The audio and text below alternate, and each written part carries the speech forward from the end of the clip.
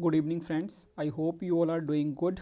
So, today this is lecture number 7 in our past prelims series, and today we will start from question number 20, question number 41 of 2022 question paper. Okay, and it is set A. Already we have completed up to question number 40. So, please sit with pen and paper. Okay, and today's lecture will not go that much long. We will do only 20 questions today. So let's start with question number 41. So climate action tracker which monitors the emission reduction pledges of the different countries is there. So it is asking what is climate action tracker. Climate action tracker. See, this is basically knowledge based question, but some common sense you can use here. See, climate action tracker. So whenever things come like tracker, so tracker, when you read the word tracker, what will come to your mind? Something that is tracking something. What is tracking something? Some actions taken by the countries regarding the climate change. So for tracking that thing, what will be the tracker? Like some device kind of thing, okay, or like how you track some monitoring device, like something like that will be there. So let's see what are the options given. Database created by collision of research organization database. Okay, Bing of IPCC. देखो, if Bing is there, then it will not have the name some tracker. It will be some organization, name of the organization will be there, or some committee will be there, or some commission will be there. Commission for this. Like committee under United Nations framework. अब again committee. It's saying committee again under United Nations framework convention. देखो, if committee will be there under United Nations convention, then the name of the committee should be there. Which committee? Climate action tracker? No, अगर इसका नाम होता तो होता climate action tracker committee, tracking committee, but ऐसा तो कुछ तो है नहीं. अब agency promoted and financed by United Nation. देखो, जो ऐसी एजेंसीज वगैरह होती हैं कमेटी कमीशन, उनके नाम में ही कमेटी या कमीशन दिया हुआ होता है, कमेटी फॉर दिस और कमीशन फॉर दिस. ठीक है, तो ये तो नहीं होंगे कमेटी कमीशन वाले. क्लाइमेट एक्शन ट्रैकर, तो ट्रैकर हमें नाम से ही पता पड़ रहा है कोई डिवाइस होगा, ठीक है, या कोई डैशबोर्ड टाइप का होगा. तो ये देखो कि सबसे नज़दीक कौन सा जा रहा है. It is database created by collision of the research organisation. तो ऐसे करके आप सोच सकते थे. ठीक है, आप अभी आपको लग रहा होगा कि हो सकता है ऐसा नहीं सोच पा रहे, ज़्यादा डेप्थ का होगा, तो आप ऐसे क्वेश्चन को प्लीज़ स्किप कर दीजिए अगर ये चीज़ नहीं आ रही है दिमाग में उस टाइम. लेकिन ट्रैकर वगैरह जो होता है वो डिवाइस वगैरह ही चीज़ें होती हैं, तो इस हिसाब से एक बार सोच सकते थे इसको हम. Let's see next question number 42. The Climate Group. It is an international non-profit organization that drives climate action by building large networks and run them. Okay. Next, the International Energy Agency, that is IEA, in partnership with Climate Group, ये name हो गया Climate Group, launched global initiative EP100. Now see one thing. I told you कि whenever two or more facts or organizations coming in any single statement, then that statement is most probably incorrect. तो ये statement अगर आप incorrect कर दें तो देखो second वाले को incorrect करके आपका आंसर सीधा आ जाएगा यहाँ से 1, 3 and 4. अब देखो एक बार स्टेटमेंट भी पढ़ के देख लो 1, 3 and 4. फर्स्ट में बोल रहा है ये क्या है, एक नॉन प्रॉफिट ऑर्गेनाइजेशन है जो क्लाइमेट एक्शन के लिए काम करता है. EP100 brings together leading companies committed to driving innovation in energy efficiency and increasing competitiveness while delivering. ठीक है, NGO है तो कंपनीज वगैरह को तो साथ लेके काम करते ही हैं NGOs जो हमारे होते हैं. Some Indian companies are members, बिल्कुल हो सकती हैं जब इंटरनेशनल लेवल का NGO है तो. ठीक है, और फिर international energy agency is the secretariat to under to collision. Again secretariat under to collision, फिर से दो से मतलब दो या दो से ज़्यादा फैक्ट्स यहाँ पे आ गए. ठीक है, तो ये वाला भी नहीं है. तो बेसिकली 1, 3 and 4 हमारा हो जाएगा. जब सेकंड वाला काट देंगे यहाँ से हमारा आंसर निकल के आ जाएगा. और इसकी ट्रिक ये आपको पहले बता दी गई है कि व्हेन 2 or more facts और organisations are given then most probably it is incorrect. ठीक है, तो this is how you could have thought.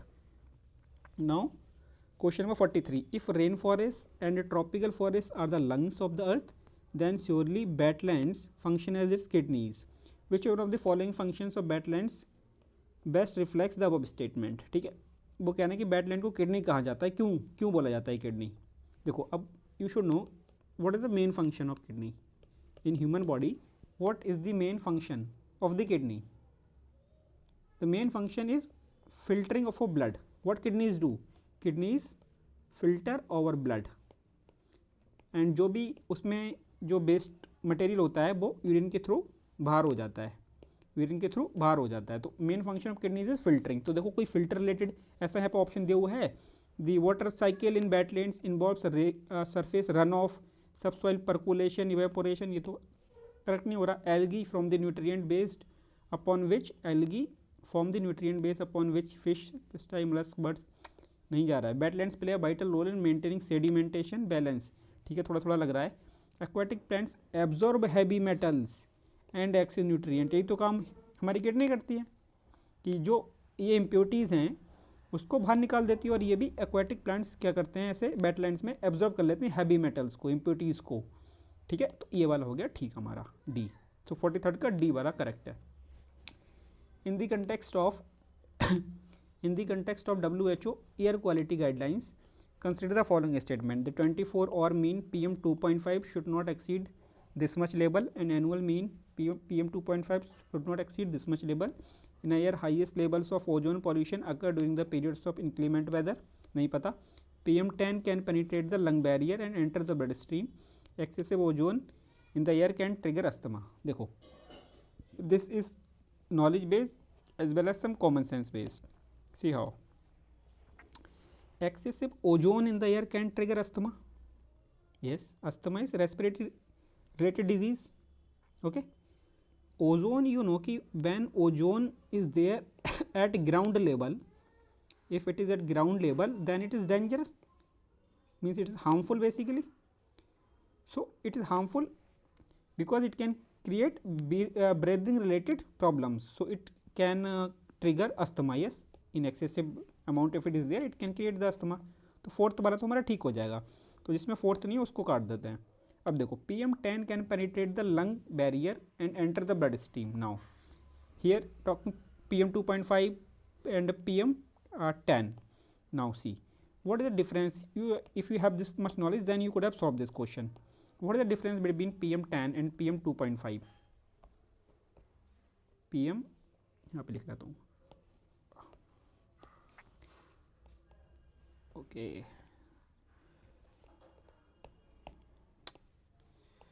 PM 2.5 versus PM10, ठीक है। डायमीटर का फ़र्क है, इसका डायमीटर कम है इसका ज़्यादा है, नाम से पता पड़ रहा है, इसलिए ये PM 2.5 है। PM10 इसका क्या है 2.5 माइक्रोमीटर, इसका 10 माइक्रोमीटर। तो PM 2.5 is harmful, means more harmful to the body than PM10. Why? Because of its smaller diameter, means smaller size आप मान लो, because of smaller size it can enter your blood streams, and if it can enter your blood streams it can cause harm to your heart, brain, lungs and what not. Okay, so it is more harmful because of a small size. और ये जो PM10 है इसका size बड़ा है, तो it can not enter your blood stream. ये हमारे नॉस्ट्रिल्स में जो हमारे नाक में जो बाल वगैरह होते हैं, ठीक है, उसके वजह से ये रुक जाएगा, ठीक है, ये अपर ब्रीथिंग सिस्टम है उसमें रुक जाएगा। इट कैन नॉट पेनिट्रेट इन वो ब्लड स्ट्रीम्स, इसलिए PM10 जो है ना वो कम हार्मफुल है और PM 2.5 ज़्यादा हार्मफुल है। और ये क्या बोल रहा है, PM10 can penetrate the lung barrier and enter the blood stream. No, it is not PM10, it is PM 2.5। तो थर्ड वाला कैंसिल हो जाएगा। अब देखो अगर थर्ड वाला आपने कैंसिल कर दिया, if you are able to strike out third one using this common sense और knowledge then you can mark it correctly. Third one here, third one here, so B is correct, 1 and 4 is correct, 1 and 4 is correct, ठीक है। Now question number 45। Today most of the question will be knowledge based, okay, so please sit till end, और जल्दी ख़त्म कर देंगे आज का lecture हम, क्योंकि आज ज़्यादा है भी नहीं इसमें पढ़ाने को। विद रेफरेंस टू गच्ची sometimes mentioned in news, purely current affair based ये क्वेश्चन है, purely current affair based question है। अगर आता है तो आता है और नहीं आता है तो ज़्यादा इसमें कुछ है नहीं, स्किप कर सकते हैं आप इस क्वेश्चन को, ठीक है। तो इसका जो आंसर है इसका है 1 and 2। It is a fungus, gucchi is a fungus and it grows in some Himalayan forest areas, ठीक है। With reference to the polyethylene terephthalate, देखो पॉलीइथाइलेन टेरिपेथलेट पीईटी, ठीक है, फोकस ऑन द पीईटी। देखो PET we are using in daily life. What is PET? Full form is polyethylene terephthalate. अब इसको देख के लग रहा होगा अरे भाई ये तो पता नहीं, पढ़ाई नहीं है कभी। शॉर्ट फॉर्म देखो ना भाई, पीईटी, पीईटी की बॉटल्स यार, प्लास्टिक की बॉटल्स, पीईटी बॉटल्स आप डेली यूज़ करते हैं हम, पीईटी बॉटल्स। अब ऐसा कौन है जिसने पानी की 20 रुपये वाली बोतल खरीद के पानी ना पिया हो? बिस्लरी वगैरह पीते हैं ना, वही तो, they are the PET bottles. Okay, अब देखो its fibres can be blended with wool and cotton fibres, हमको नहीं पता। Containers made of it can be use to store any alcoholic beverage. No any alcoholic. अब trick क्या थी? Extreme, eliminate the extreme statement, eliminate the extreme statement. तो ये तो cut जाएगा भाई, एनी तो एल्कोहलिक नहीं हो सकता ना, कुछ एल्कोहलिक ऐसे भी हो सकता है जो कि इन बॉटल्स के साथ में रिएक्ट कर जाए, ठीक है। तो सेकंड वाला काट के देखो बन रहा है क्या? नहीं बन रहा है। अब एक और काटना पड़ेगा। Bottles made of it can be recycled into other products. Yes, कैसे? देखो जो पीईटी की जो बॉटल्स होती हैं, पानी की जो बॉटल्स होती हैं, ये वाली जो हम डेली देखते हैं, आपने देखा होगा rag pickers, people rag pickers collect them ना। Why they are collecting them? Because they can be recycled, that's why they are collecting them, otherwise why they will collect those bottles. Common sense लगाओ। Third वाला ठीक है, answer हो जाएगा 1 and 3, answer हो जाएगा 1 and 3, ठीक है। और देखो फोर्थ वाले से भी आप यहाँ पे फोर्थ वाले को स्ट्राइक आउट कर सकते हैं। Articles made of it can be easily dispose of by incineration, means जला के, without causing greenhouse gas emission. अरे भाई प्लास्टिक की बॉटल है, उसको आप जलाओगे तो क्या उसमें ग्रीन हाउस गैस का एमिशन नहीं होगा? तो फोर्थ वाला अपने आप कैंसिल हो जाएगा यहाँ से। ऐसे भी कर सकते हो। देखो 47, question number 47 knowledge based question है। Which of the following is not a bird, कह रहा है इसमें से कौन सा बर्ड नहीं है, कौन सा बर्ड नहीं है? तो इसका आंसर मैसीर था, और ये प्योरली नॉलेज बेस्ड क्वेश्चन है, because golden mahseer is a fish, ठीक है। और इनके बारे में थोड़ा सा रिसर्च कर लीजिएगा, इनका फोटो वोटो देख लीजिएगा ये कौन होते हैं, क्योंकि अक्सर ऐसे क्वेश्चन रिपीट हो जाते हैं। Now question number 48, question number 48, which of the following are nitrogen fixation plants? Knowledge based है, but some common sense can work here, because common sense can work anywhere, but common sense is not that common. I say it again and again.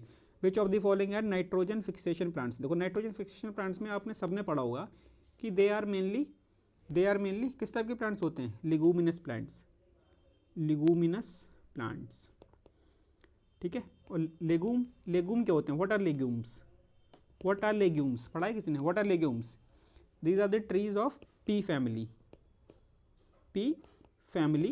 और इसमें क्या होता है, जो उनके बीज जो होते हैं ना, seeds are inside the pods. आपने मटर देखिए ना कि मटर में जो मटर के दाने होते हैं कैसे मटर के अंदर होते हैं, उसको हम फाड़ते हैं, मटर को उसके अंदर निकलते हैं, तो जो मटर को फाड़ते हैं ना ऊपर का जो उसका खोल होता है, दीज आर कॉल्ड पॉड्स, ठीक है। तो अब ऐसे नाइट्रोजन फिक्सेशन जो प्लांट्स जो बेसिकली होते हैं लिगूमिनस प्लांट्स होते हैं। अब देखो स्पाइनच, पालक, यार पालक ही होती है ना, हाँ पालक ही होती है।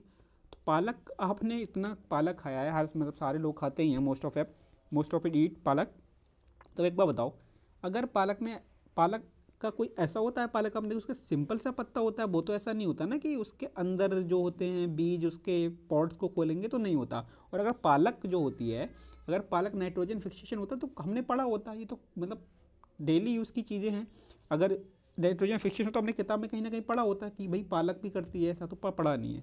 तो पालक को ही आप काट दोगे ना अगर, तो भी आपका आंसर यहाँ से आ जाएगा। तो 6 वाले को कैंसिल कर दो, अपने आप आंसर आपका आ जाएगा, ठीक है।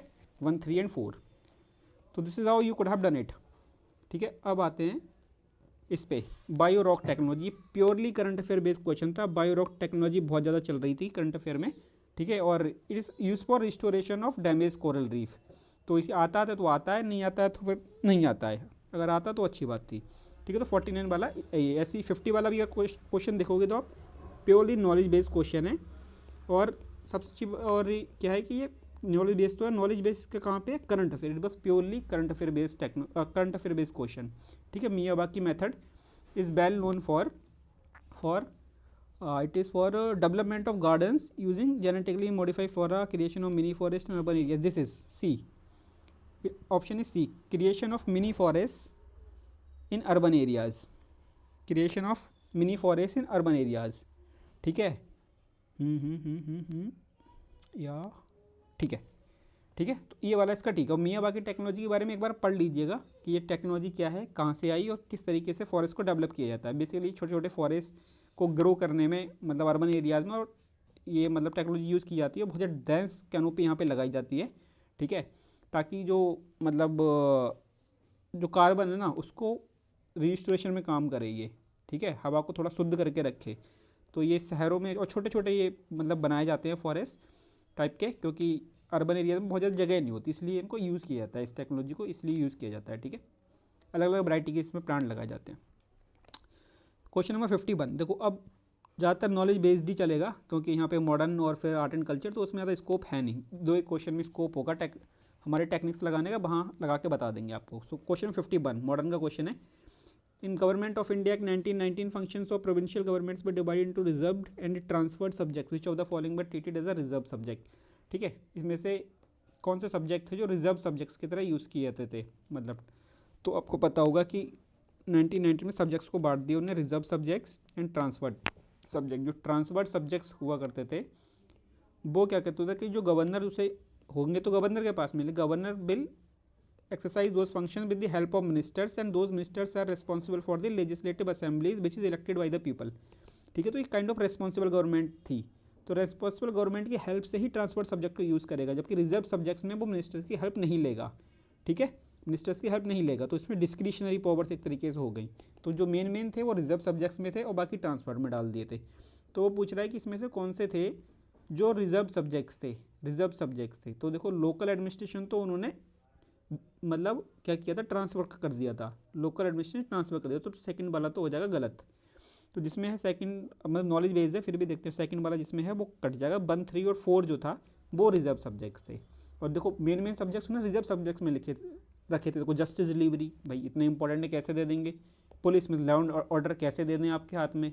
रिवेन्यू, तो जब revenue means is the source of income, तो अगर इनकम नहीं होगा तो कैसे गवर्नमेंट चलेगी, ठीक है, मतलब ब्रिटिश गवर्नमेंट यहाँ पे। तो बेसिकली लैंड रेवेन्यू भी वो ऐसे कैसे दे देते, ठीक है। तो मेन सब्जेक्ट उनके हाथ में थे। तो फर्स्ट 3 और 4 उन्होंने अपने पास रखा था, बाकी लोकल एडमिनिस्ट्रेशन वगैरह दे दिया था हमें इलेक्टेड गवर्नमेंट को, ठीक है, रेस्पॉन्सिबल गवर्नमेंट को। अब again question number 52, in medieval time the term fanam refers to coins. Knowledge based question है प्योरली, ठीक है, ज़्यादा कुछ कर नहीं सकते इसमें। Consider the following freedom fighters, Barindra Kumar Ghosh, Jogendra Chandra Chatterjee, Rash Behari Bose, which of the above were actively associated with the Ghadar party. देखो again pure knowledge based question है, तो इसमें है रास बिहारी बोस जी थे, तो इसका डी हो जाएगा, ठीक है, इसका डी हो जाएगा। आप I am doing one exercise for you people to do, और प्लीज़ ये बहुत इंपॉर्टेंट है, नोट इट। रास बिहारी बोस वर्सेस रास Bihari Ghosh. Don't get confused, these two are different people. Please read about both of them कि इनका योगदान कहाँ पे था और इनका योगदान कहाँ पे था, अदरवाइज आप गलत मार्क कर देंगे। Most of you will mark them wrong, incorrect, ठीक है। तो इनके बारे में पढ़ लीजिएगा, हाउ दे वर डिफरेंट। थोड़ा सा बता देता हूँ, बोस जो थे ना वो थोड़े रिवॉल्यूशनरी टाइप के आदमी थे, याद रखना, बोस सुभाष चंद्र बोस, इस तरीके से याद कर लेना। और basically he was also the गुरु और मेंटर ऑफ सुभाष चंद्र बोस जी, ठीक है। और सुभाष चंद्र बोस के बारे में अच्छे से पढ़ लेना, क्योंकि भाई गवर्नमेंट का बहुत ज़्यादा फोकस है सुभाष चंद्र बोस जी पे, तो क्वेश्चन इनके ऊपर कभी भी बन सकता है। नाउ 54, क्वेश्चन नंबर 54, 53 का बता दिया ना, डी, ठीक है। With reference to the proposals of the Cripps commission consider the following statement. Again knowledge based question है। The constituent assembly would have members nominated by provincial assemblies as well as princely state. देखो यहाँ पे provincial जो constituent assembly होगी Cripps mission के according जो proposal था उसमें क्या बोला था, जो कॉन्स्टिट्यूंट असेंबली जो बनाई जाएगी उसमें मेंबर्स नॉमिनेटेड होंगे प्रोविंशियल असेंबलीज और प्रिंसिपल स्टेट से। नहीं, उसने बोला था जो प्रोविंशियल असेंबली होगी ना वहाँ से इलेक्टेड होंगे, क्या होंगे, इलेक्टेड होंगे प्रोविंशियल असेंबली से। और नॉमिनेटेड कहाँ से होंगे, प्रिंसली स्टेट से नॉमिनेटेड होंगे ये। तो यहाँ पे it is playing word with the playing game using words, these like different words.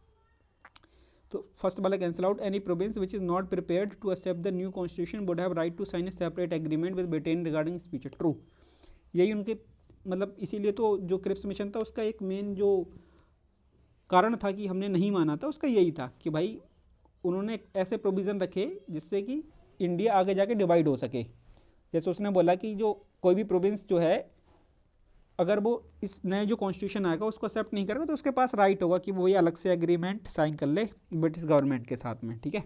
तो ये ठीक है, सेकंड वाला सही था, तो सेकंड वाला ये ठीक हो गया, पहला वाला है गलत, तो इसका बी हो जाएगा option, right answer is B. Now question 55, with reference to Indian history consider the following test, निट्टी पाकरन, परीक्षित ताप्रवन, अबध नाष्टक, त्रिशस्त्र तिलक छन, Mahapurana, which of the above are Jain text. देखो now please write down a trick, trick is whenever question is asking about Jainism or Buddhism, whenever question is about Buddhism or Jainism, be alert, think are these options related to the Buddhism or Jainism or UPSC has mixed them। see what happens, UPSC जो है ना वो क्या करेगा, अगर वो पूछेगा कि भाई ये बुक्स हैं या फिर ये कुछ रूल्स हैं, कुछ भी बोल दे वो कि ये जो गुरुज हैं they belong to, out of them like how many of them belong to Buddhism, तो वो क्या करेगा उसमें कुछ जैनिज़्म के डाल देगा। ऐसे ही क्या करेगा, अगर जैनिज़्म के ऊपर क्वेश्चन होगा तो ऑप्शन में कुछ बुद्धिज़्म का डाल देगा। Means UPSC has the tendency to mix up the options of Buddhism and Jainism to make the option incorrect. देखो अब इसमें भी ऐसे ही होगा, वो क्या बोल रहा है कि जैन के टेक्स्ट बताओ, which of the above are Jain text, ठीक है। तो अब देखो ये पहला वाला है, ये बुद्धिज़्म रिलेटेड है, फिर जैनिज्म रिलेटेड है, ये बुद्धिज़्म रिलेटेड, जैनिज्म रिलेटेड है, तो जैनिज्म रिलेटेड आ रहा ओनली 2 and 4, उसने बुद्धिज़्म और जैनिज्म के टेक्स्ट को मिला दिया। It confuse like this. तो आपको बड़ा ध्यान रखना है ऐसे क्वेश्चन को सॉल्व करते हुए, बुद्धिज़्म और जैनिज्म के क्वेश्चन को सॉल्व करते हुए, क्योंकि कई बार होगा क्वेश्चन बुद्धिज़्म से पूछेगा, ऑप्शन दे देगा जैनिज्म वाले उसमें 2-3 गलत करवाने के लिए, ठीक है। Question number 56, with reference to the Indian history consider the following pairs, ठीक है। मैच दी कॉलम है हिस्टोरिकल पर्सन नोन एज, तो आर्यदेव कह रहा है कि जैन स्कॉलर हैं। देखो अगेन अभी क्या बोल रहा है, आर्यदेव जैन स्कॉलर हैं, बल्कि सच्चाई क्या है कि जैन ये जो हैं ये बुद्धिस्ट स्कॉलर हैं। देखो ये सारे नॉलेज बेस्ड क्वेश्चन है, ठीक है। मैं आपको बता दूं पिछले वाला भी नॉलेज बेस्ड क्वेश्चन था, आता है तो आता है, नहीं आता तो नहीं आता है। तो आर्यदेव यहाँ पे क्या है, बुद्धिस्ट स्कॉलर है, और ये बोल रहा है जैन स्कॉलर, तो ये कैंसिल आउट हो जाएगा। ये दोनों ठीक है कि दिगनाग बुद्धिस्ट स्कॉलर, नाथ मुनि वैष्णव स्कॉलर, ठीक है। और इनके बारे में प्लीज़ पढ़ लीजिएगा, इनके तीनों के नाम के बारे में सर्च कर लीजिएगा एक बार। तो यहाँ पे ऑप्शन कौन सा ठीक हो जाएगा, only 2 pairs are correct, only 2 pairs are correct, ठीक है। और यही वाली ट्रिक मैंने आपको बताई थी कि ऐसे बुद्धिज़्म जैनिज्म में सफल कर देता है ऑप्शन को। पिछले यही तो बताया था इन क्वेश्चन 55, और यही देख लिया आपने क्वेश्चन 56 में। With reference to the Indian history consider the following statement, again it is purely knowledge based question, लेकिन आपको मैं एक बार बताता हूँ। On the first or second day of the series, I made you write name of the some of the invaders and during which period they invaded, ठीक है। देखो अब वहाँ से एक ऑप्शन तो आप यहाँ से कैंसिल आउट कर ही सकते थे। ये क्या बोल रहा था, first Mongol invasion of India happened during reign of Jalaluddin Khalji, and that day I told you कि Genghis Khan invaded India at the time of Iltutmish, और इल्तुतमिश तो पहले था खलजीज से। और चंगेज खान कौन था, चंगेज खान वॉज अ कौन था जो ये पूछ रहा है, मंगोल था, चंगेज खान मंगोल था। तो भाई फर्स्ट तो जो है खलजीज के टाइम पे नहीं हुआ, क्योंकि हम तो देख सकें इल्तुतमिश के टाइम पे चंगेज खान आ गया तो ऑलरेडी, तो पहला वाला हो जाएगा यहाँ से गलत। और note that Genghis Khan was the first Mongol invader, okay. तो पहला वाला गलत करते ही आपका ये वाला गया, अब 2-3 में से एक बचा, 50-50 हो गया, अब 50-50 हो गया, ठीक है। इतना करके 50-50 तो कर ही सकते हो। और and I have told you कि even if you are able to sing means strike out even 1 option out of the 4, then also you have to mark that question, छोड़ना नहीं है ऐसे क्वेश्चन को एकदम, ठीक है। तो इसका जो आंसर बेसिकली है वो है 2 ओनली, ठीक है। 2 only means during the reign of Alauddin Khalji 1 Mongol assault march up to Delhi and besiege the city. Google कर लीजिएगा इसके बारे में, मोहम्मद बिन तुगलक टेम्परेरी लॉस्ट, ये वाला गलत है, ठीक है। Question number 58, with reference to Indian history who of the following were known as कोल्हा दरान। देखो इसका अगेन नॉलेज बेस है, इट्स नॉलेज बेस्ड ओनली, सही है, आंसर इज सही है। I am like telling you one thing, जो कोल्हा दरान था ना it was a cap, head gear मतलब सर पे पहनने की एक टोपी हुआ करती थी। और प्लीज़ गूगल इट, और इसकी बस इमेज देख लो एक बार, because I am very much sure कि all of you must have seen that cap in the movies. ठीक है, जो सैय्यद पहना करते, सैय्यद आर लाइक मुस्लिम्स में एक कम्युनिटी होती है, मतलब मुस्लिम्स में एक सेक्ट मान लो, सेक्ट नॉट सेक्ट मतलब कास्ट टाइप का मान लो, सैय्यद होते हैं उनमें। ठीक है, तो वो सैय्यद की बात हो रही है। तो उनकी जो कैप होती है ना, कुछ इस तरीके से होती है कि ऐसे इस तरीके से कैप होगी। ठीक है, रेड यहाँ पे होगा और उसके चारों तरफ ऐसे बाइट होगा, ऐसे बाइट कपड़ा होगा। ठीक है, तो आपने ये देखी होगी। तो वो कुला दरान इसे कहते हैं, वो सैयद पहना करते हैं। तो उसकी बात कर रहा है कि कुला दरान जो हिस्ट्री में किससे रिलेटेड है, सैयद से रिलेटेड है वो। Question number 59 again purely knowledge based, the Dutch establish their factories warehouses on the east coast on the lands granted to them by Gajapati ruler, गलत है। Alfonso they captured Goa from the Bijapur saltanat, ये वाला अपना ठीक हो जाएगा। और East India Company, English East India Company service factory Madras on the plot and lease by the representative Vijayanagar government, ये भी ठीक है। तो 2 और 3 वाला हमारा ठीक हो जाएगा। प्योरली नॉलेज बेस्ड क्वेश्चन आता है तो आता है, नहीं आता है तो नहीं आता है। Question number 60 again it is purely knowledge based, अगर आता है तो आता है, और सिर्फ नॉलेज बेस्ड नहीं है, it is very in depth, it has as very in depth question. ठीक है, ऐसा क्वेश्चन करना आसान नहीं होता। Please you can skip such question. पूछ रहा है according to Arthashastra written by Kautilya which of the following are correct. A person could be a slave as a result of judicial punishment, ये गलत है। If a female slave bore her master a son C was legally free, बोल रहे हैं कि अगर female slave है और उसको एक मतलब बच्चों को जन्म देती है अपने मास्टर से, मतलब उसके मास्टर से उसका बच्चा पैदा होता है और वो बच्चा क्या है कि लड़का पैदा होता है, तो उसको लीगली फ्री कर दिया जाएगा, ये सही है। अब वो कह रहा है कि again a son born to a female slave fathered by master, अगर जो फीमेल स्लेव है उसके मास्टर्स के थ्रू उसका एक बच्चे का जन्म होता है जो कि लड़का है, तो सन होगा, उसके लीगल स्टेटस दिया जाएगा मास्टर को सन, जो उसका मास्टर है उसका सन कहलाया जाएगा लीगली वो, तो ये भी ठीक है। ठीक है, 2 और 3 इज़ द करेक्ट। देखो बहुत इन डेप्थ क्वेश्चन था बेसिकली अर्थशास्त्र से। ठीक है, अब क्या करना है कि मतलब करना आपको बेसिकली यहाँ पे कुछ नहीं है, मैं थोड़ा बता दे रहा हूँ अर्थशास्त्र के बारे में। पहली बात तो आपको पता होगा कि अर्थशास्त्र is not only about economics, it is also about politics, it is also about ethics, it is also about taxation, tax administration and what not, it is about all these things. ठीक है, और उसमें जो उस समय जो ये मतलब जो होता है अपना जो रेड लाइट एरियाज़ बेसिकली जो होते हैं, ठीक है, ये भी उस समय लीगल था, इस पर प्रॉपर गवर्नमेंट टैक्स लगाती थी। ठीक है, ये आपको पता होना चाहिए कि ये जो मतलब प्रोस्टिट्यूशन बेसिकली है, जो prostitution was legal during the time of Mauryas and even state use to collect taxes on that. ठीक है, तो ये थोड़ी एडिशनल इन्फॉर्मेशन थी। तो this is how we have completed question number up to question number 60। तो प्लीज़ कमेंट और subscribe कीजिएगा और लाइक कीजिएगा इस वीडियो को, शेयर कीजिएगा अगर आपको अच्छी लगी हो। और जो भी आपके डाउट्स हो या कुछ भी हो तो आप मेरे को अगर पर्सनली सेंड करना चाहें तो you can send me on Telegram, ID Sarma_Abhishek_90। ठीक है, यहाँ पे आप मेरे को सेंड कर सकते हैं और कमेंट सेक्शन में आप कमेंट डाल सकते हैं। ठीक है, कि अगर कोई भी डाउट हो और वीडियो कैसे लगी प्लीज़ ज़रूर बताइएगा। Thanks a lot. कल मिलते हैं फिर से 8:30 बजे।